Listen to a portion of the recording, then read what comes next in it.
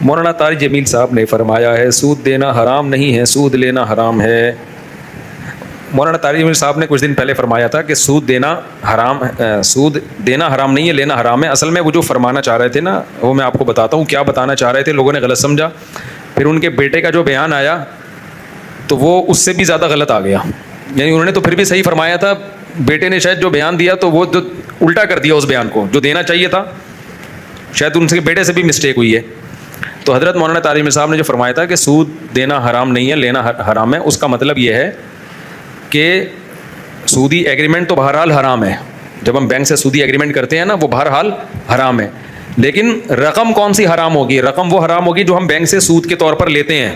اس رقم سے جو بھی کاروبار کرو گے، کام کرو گے، وہ حرام ہو جائے گا۔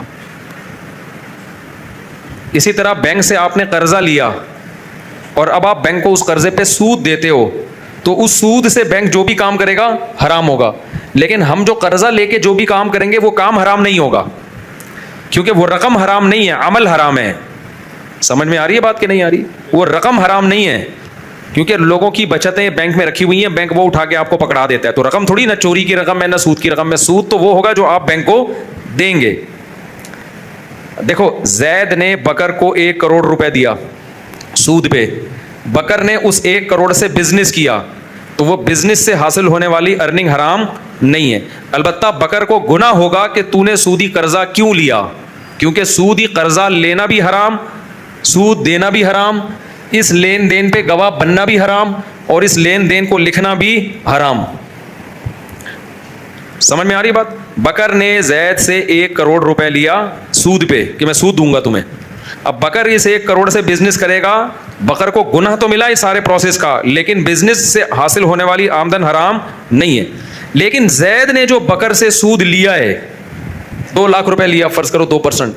تو اب بکر اس سود سے جو کام کرے گا وہ کام بھی حرام ہوگا، کیونکہ یہ خالص سودی رقم سے ہو رہا ہے، اور اس کام کی ارننگ بھی کیا ہوگی؟ حرام ہوگی۔ تو یہ مطلب تھا حضرت مولانا طارق جمیل صاحب کا۔ ان کے بیٹے نے شاید غلطی سے کچھ اور بیان دے دیا ہے۔ نہیں، بینک کا پروفٹ کہاں سے حلال ہو گیا؟ نہیں، حرام ہے بھائی، سودی پروفٹ ہے، اسلامک بینک جائز ہے، وہ سود نہیں ہے۔ تو ان کے بیٹے نے میرا خیال ہے بائی مسٹیک الٹا بیان دے دیا۔ دیکھو وہ سود کا نہیں تھا، وہ قرضہ تو سود پہ لیا ہے، بینک نے رقم سود کی نہیں دی ہے، بینک نے تو مختلف لوگوں کے پیسے جو پڑے ہوئے تھے وہ اٹھا کے آپ کو پکڑا دیے، تو وہ قرضہ جو آپ کو بینک نے دیا نا وہ حلال پیسوں سے دیا ہے، تو وہ رقم آپ کے لیے حلال ہے، اس پہ جو بینک سود لے گا وہ رقم حرام ہوگی۔ ہاں، جب وہ کسی کو قرضے پہ دے، اس میں ہو یہ رہا ہے کہ بینک سود بھی لے رہا ہے لوگوں سے، تو لوگوں کی جو بچتیں ہیں اس میں سود لے کے شامل کر رہا ہے، تو یوں کہہ سکتے ہیں کہ اس میں حلال حرام مکس ہو رہا ہے۔ تو شریعت کا حکم یہ ہے کہ جب حلال حرام مکس ہو رہا ہوتا ہے نا، مرج ہو جائے، اب ہمیں نہیں پتا اس میں حلال نوٹ کون سا ہے حرام کون سا ہے، تو غالب کا اعتبار ہوگا، اگر زیادہ حلال ہے تو پھر وہ رقم جب ہم کسی کو دیں گے تو وہ حلال سمجھی جائے گی۔ اس کی ایک مثال دیتا ہوں کہ ایک آدمی کسٹم میں جاب کرتا ہے، تو اب اس کی ایک تنخواہ ہے جو حلال تنخواہ ہے، فار ایگزامپل 1 لاکھ روپے تنخواہ ہے، اوپر کی آمدنی 2 لاکھ ہے، 3 لاکھ اس کے گھر میں آ رہا ہے، اب وہ آپ کی دعوت کرتا ہے تو آپ اس کی دعوت کو نہیں کھا سکتے، کیوں؟ 2 لاکھ میں 1 لاکھ مکس ہو رہا ہے، تو ہم یہی سمجھیں گے حرام پیسوں سے ہی ہمیں کھلا رہا ہے۔ لیکن اگر وہ کہتا ہے بھائی میں اپنی تنخواہ کھانے پینے کے لیے الگ رکھتا ہوں اور اس میں سے تمہیں کھلا رہا ہوں، تو پھر کیا ہے؟ جائز ہے،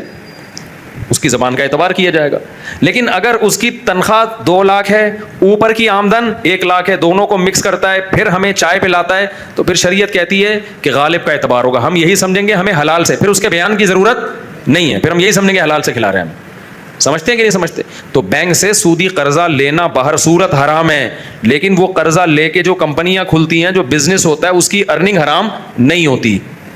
لیکن جو سود لے گا پروفٹ کے طور پہ، اس رقم سے جو بزنس کیا جائے گا وہ بزنس ہی ٹوٹل حرام ہوگا۔ تو حضرت کا مطلب یہ تھا، تو ان کے بیٹے نے الٹا بیان غلطی سے دے دیا، جیسے وہ بھائی کے بارے میں بیان دے دیا تھا کہ خودکشی کی ہے، پھر وہ اس کو بیٹھ کے سمجھاتے رہے، تو بعض دفعہ ایسے چوکے چھکے انسان سے لگ جاتے ہیں۔